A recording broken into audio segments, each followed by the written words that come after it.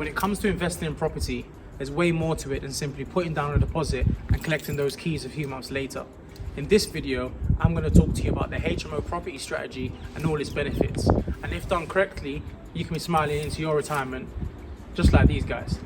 Let's get into it. Hey friends, if you're new here, my name's Kelvin. I'm a chartered surveyor and project manager from London. On this channel, I document my property investment journey and will be sharing property and personal development related content so you can take action and live your best life. So what is a HMO? A HMO is a legal term and acronym that stands for House of Multiple Occupation. This is used to describe rental accommodation shared by 3 or more people and usually is owned by a private landlord. A HMO will also have shared facilities such as a kitchen, bathroom, or toilet. Also, in order to be considered as a HMO, the 3 or more people need to be from 3 different households. So what is a household? Examples could include relatives, siblings, even step-parents. If you live with people and you're considered part of a family, you are basically one household. Now, a HMO is basically when people from different households, 3 or more, come together to live in one single property. Types of HMOs include blocks of flats, properties that were previously residential homes that were converted now to one shared property, a hostel, bedsits, or what's more commonly known as private halls of residence, for example, if we went to university. When a property has 3 to 4 rooms, that's usually considered as a shared house or multi-let. However, when you get into the realms of 5 bedroom plus, that's when it's considered a HMO, and that's when something which is called a license is required.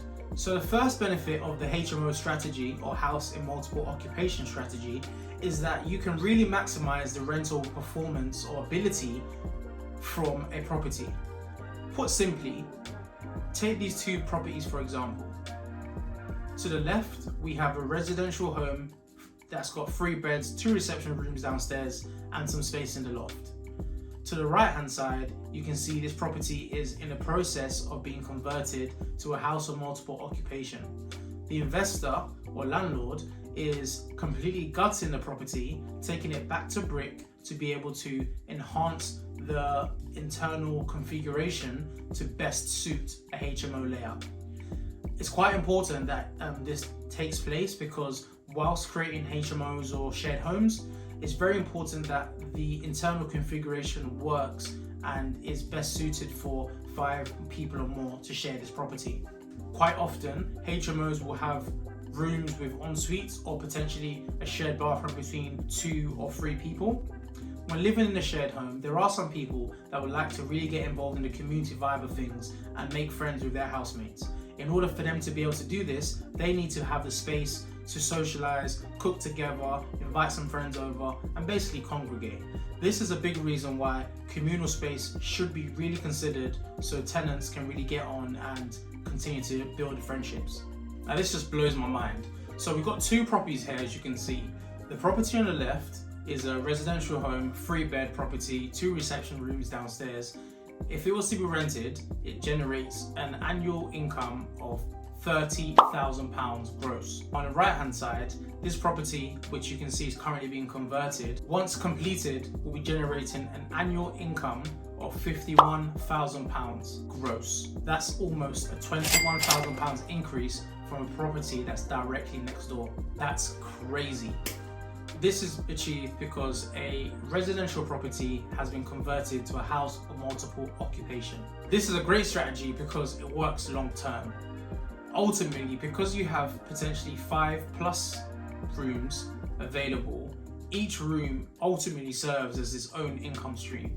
So long as there's a tenant paying the rent, living in this room, you have 5 potential income streams coming from this one property. Now, how many of these would you need to simply just replace your income?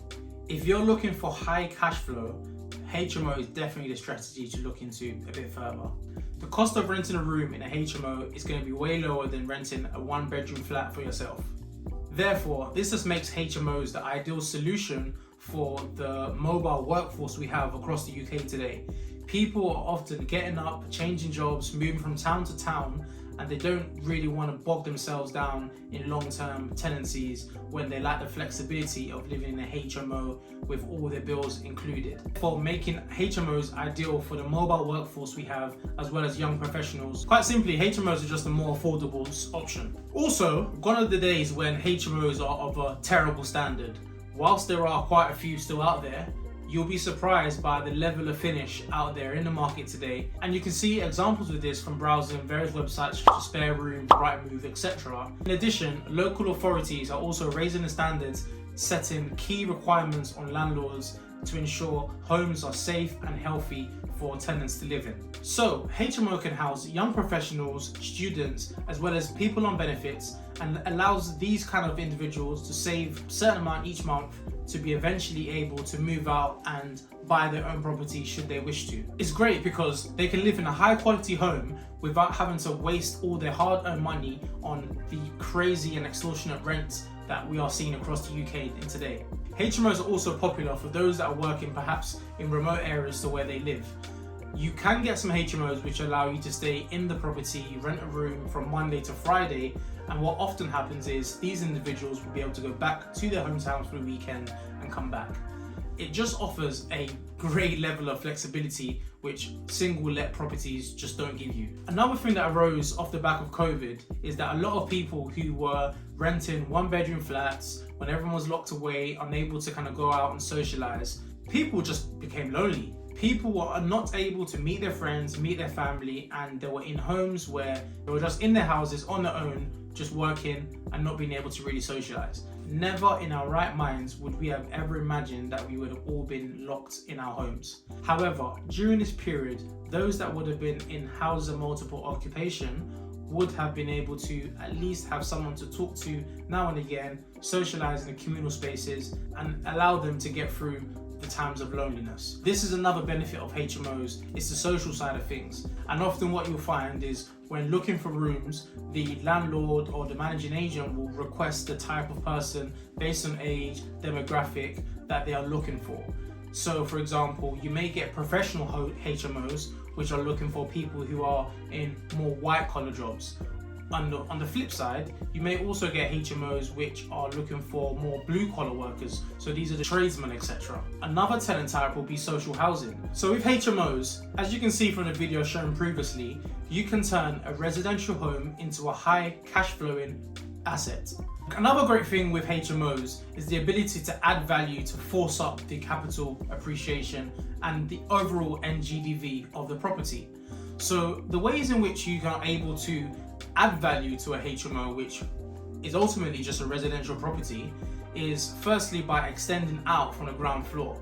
So in order to do this, say for example you have a downstairs kitchen which backs onto a decent sized garden, you could, under permitted development, extend out for 3 meters, creating a larger communal space. So that's one way. Another option is to extend up into the loft space. There are some lofts and in some properties that are of decent size, which will mean if you do extend out and you have a dormer extension, you sometimes are able to achieve 2 bedrooms in the loft. Again, increasing the floor space and therefore increasing the value. Another way and more creative option is to reconfigure the internal layout of the property to sometimes squeeze out an additional bedroom. Another benefit of investing in HMOs is that during tough times, it can be seen as a recession-proof strategy. Naturally in life, when people are going through hard times, they will begin to cut back on the things that are nice to haves or wherever they feel that they are able to do so. Things such as bills, food shopping, travel, any leisurely activities such as gym memberships, etc. This is where people will begin to cut back. HMOs come into the picture because if you're in a single let property and going through some financial hardship, it makes sense to cut back on costs and move into a shared home. Shared home allows you to ensure you know your fixed outgoings in terms of rents and bills for a set period to allow you to be able to save going forward. HMOs is a recession-proof strategy because one of the biggest expenses for most of us is our rent or mortgage payments. When we're going through hard times, this is a cost that will be able to allow people to claw back some extra needed pounds during those hard times. So as a landlord, you are obviously investing in property to receive monthly rent from the property. HMOs are another great option in terms of investment because they give you ultimately several streams of income. So say for example, you're a landlord that owns a 5-bed property.